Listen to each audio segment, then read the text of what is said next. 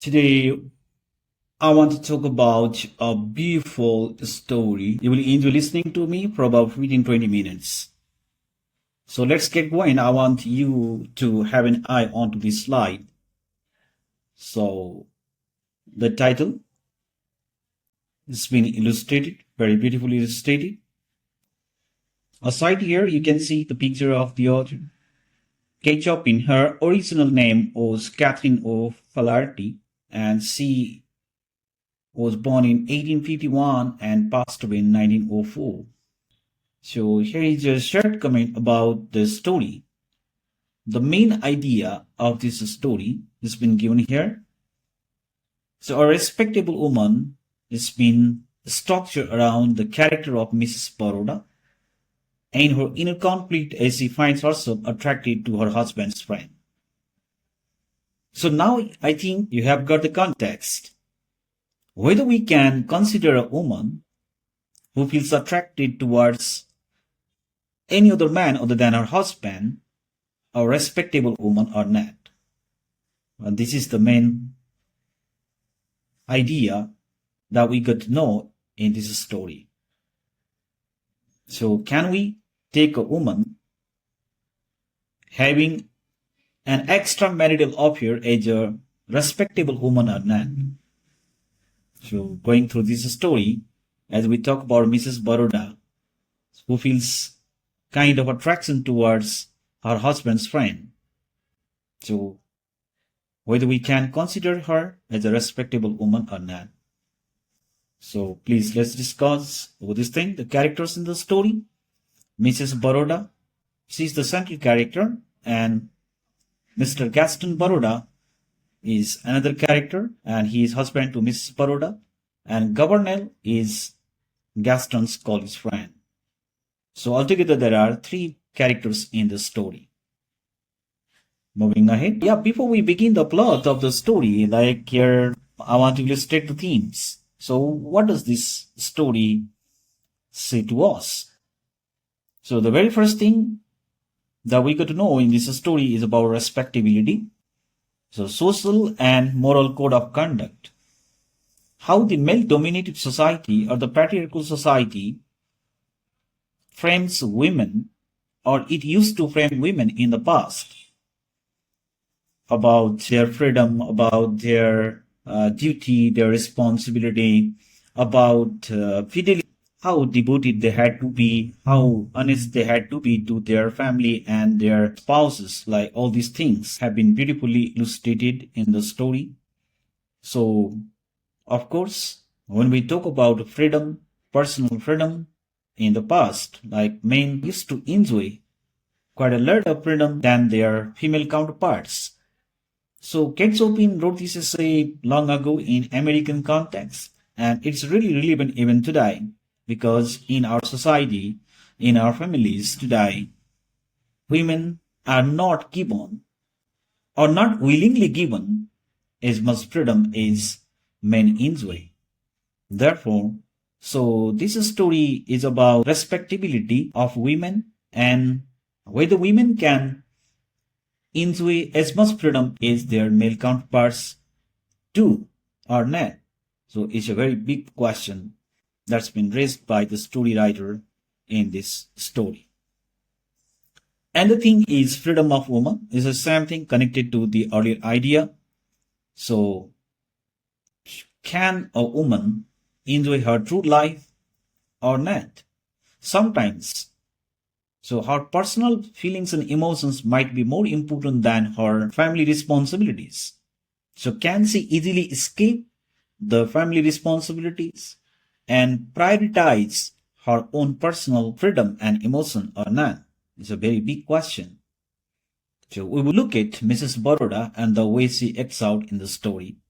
So similarly, another point is fidelity. So both men and women are expected to be honest to each other. So if we think of true and lasting relationship between a man and woman, both of them have to maintain fidelity. If they go cheating, there cannot be a healthy marital life. So this is another thematic trait. So, likewise, conflict between morality, responsibility, and happiness. When we talk about happiness, sometimes we have to overcome our responsibility.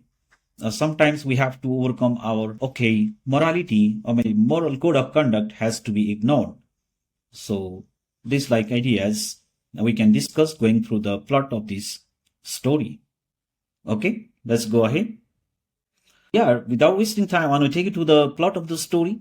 So I've already introduced the characters, Mrs. Baroda, Mr. Gaston Baroda, and Governor. Okay, these three characters. So I want you to have an eye onto the slide the time I go speaking. Okay. So the story goes like this. Mrs. Baroda is a married woman to Gaston Baroda. She comes to know that her husband's friend, Governor, is spending some time with them on their plantation. They have a big farmhouse, and her husband's friend, Governor, is coming to stay with them for a few weeks. Right? When she hears this thing, she is displeased, she is not happy, she is disappointed because they had been doing much entertaining and she had hoped for a break now. She has never met the man, and so she goes on figuring out the man. She thinks that Governor may be a very tall man, a lanky person, wearing glasses, putting his hands all the time in his hand pockets, a very cynical person, argumentative. Okay, that like person he must be. So she goes on making this kind of prediction. But when Governor arrives, so he turns up at her farmhouse, like, so he's not like that. Okay, he's neither too tall nor he wears glasses, and he doesn't have his hands all the time in his pants pocket either. So whatever he is, so she likes him very much, and she feels an increasing form of attraction toward him. So she finds he has a mystery about him, and that she can't explain why she feels so attracted towards this man. Okay? Alright, within short time, Mrs. Baroda finds that Governor has some kind of solitary habits because, yeah, he stands on formality and, yeah, because he has to maintain this moral code of conduct. So he remains reserved most of the time. On the other hand, Mrs. Baroda wants him to flirt with her. So she, because while sitting close, like let's say in the kitchen or maybe in the living room, like she wants him to admire her beauty, her youth, right? But Governor stands on formality all the time. He is fully disciplined. And this puzzles Mrs. Baroda because Governor is a young man and so a beautiful young lady is sitting beside him and is still not paying attention to her beauty and youth. And so Mrs. Baroda doesn't quite like this thing. She wonders how her husband, who is an extroverted person, because he fills his house with cheers and jokes, her husband enjoys going to fishing and hunting. And it's like how her husband has been a friend to this introverted person like now. Okay? But as time passes by, time and again, like they want to take him to hunting and fishing, but Governor says no, he doesn't feel like going out. And that's why once Mrs. Baroda takes him to a shared walk to the mill, there is a rice mill, and so that the man gets some time to talk to her. But yeah, it is useless.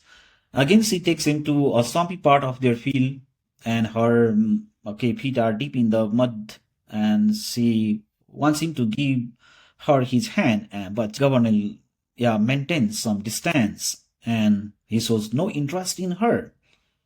So I think you know what goes wrong here. Like actually, Mrs. Baroda's expectation do not get fulfilled. Therefore, she tells her husband that she will be better when the man is gone. So she asks her husband. She asks him when his friend is going home. Okay. So he's unlike the other visitors, and this perplexes her. So she finds him rather boring.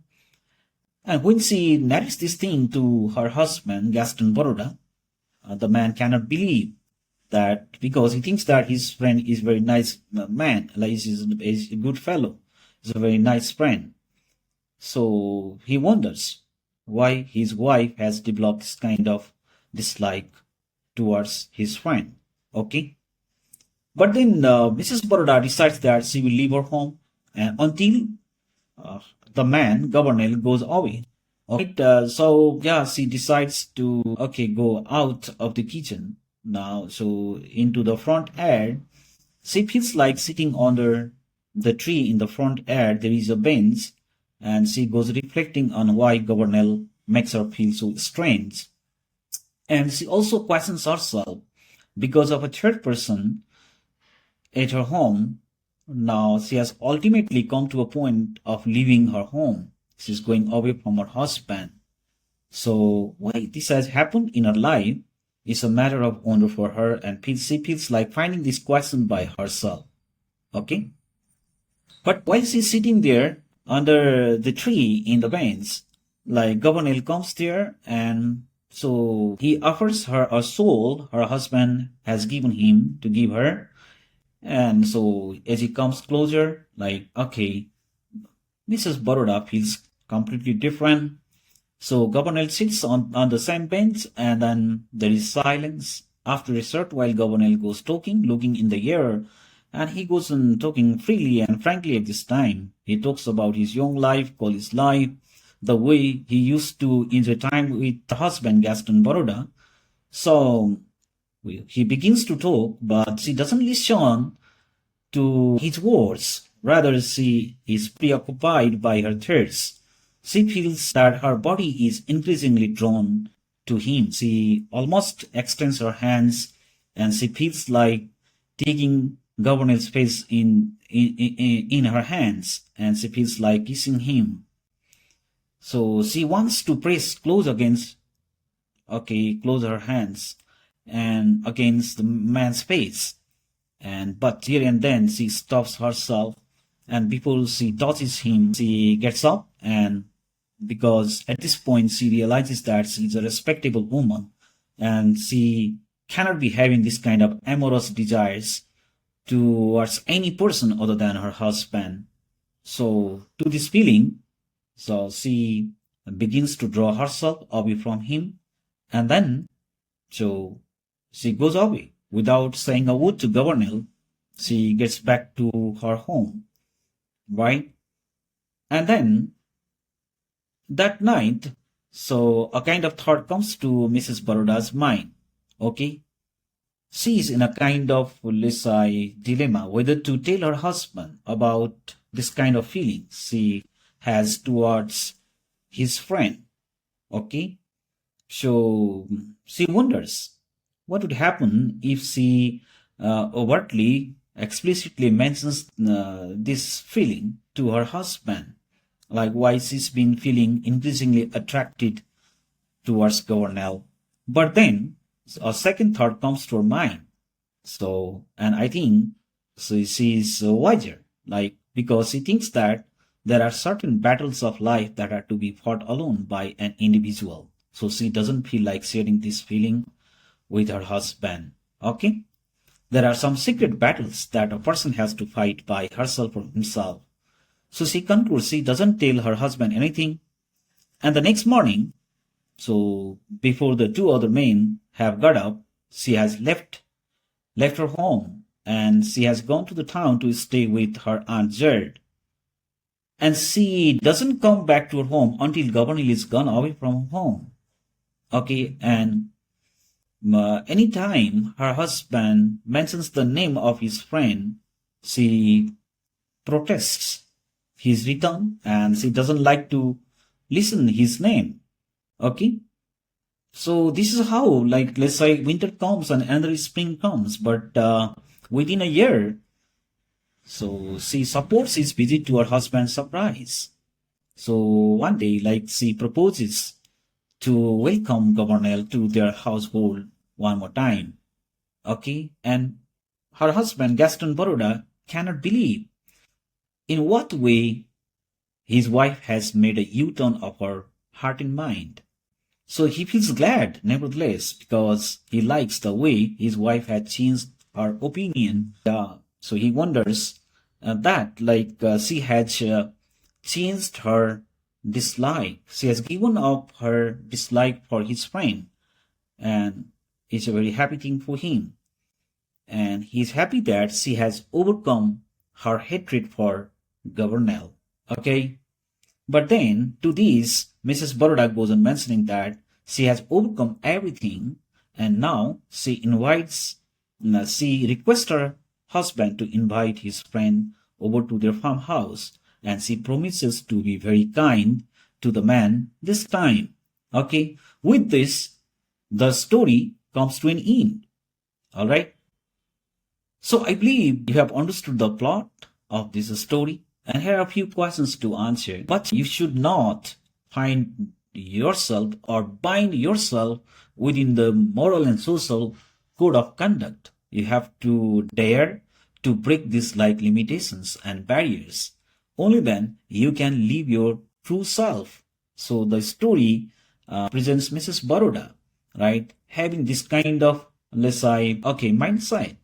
At the end, when she says, yeah, I will be very nice to him, and there could be double meaning, right? If Governor comes to her home one more time, it means that she's very bold to breach the barriers made by her society, and she's going to confess her love to the man, and she's going to see what comes next. Okay, so one meaning is this: probably Mrs. Baroda, by saying that she has overcome everything, she wants to say that even if Governor comes and sits by her, so she's not going to have any kind of attraction, that physical attraction towards him. So she can remain simply a true friend and she won't be disturbed, and that like idea is been given. Nevertheless, so there is a very big question about the respectability of women in these like situations. So definitely a woman is also a free humankind, and it is very natural, biological for a woman to feel attracted towards a man. Okay, we got to take it very easily. The story also imparts this idea. If a woman has to maintain her fidelity, so does a man.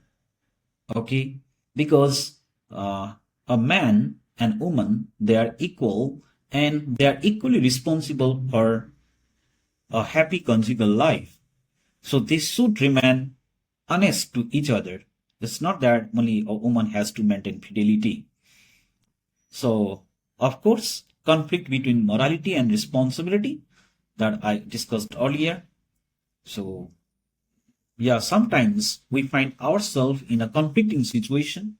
We cannot solve this, puzzle, kind of, let's say, rivalry between morality and freedom in our life. So sometimes we think, yeah, we are free human being and we feel like breaching certain moral code of conduct for our happiness. Or sometimes we have to give up our happiness and try to present ourselves as a moral and dignified person. So the story also provides platform to raise this kind of question. So I believe, I clarified the thematic aspects of this story.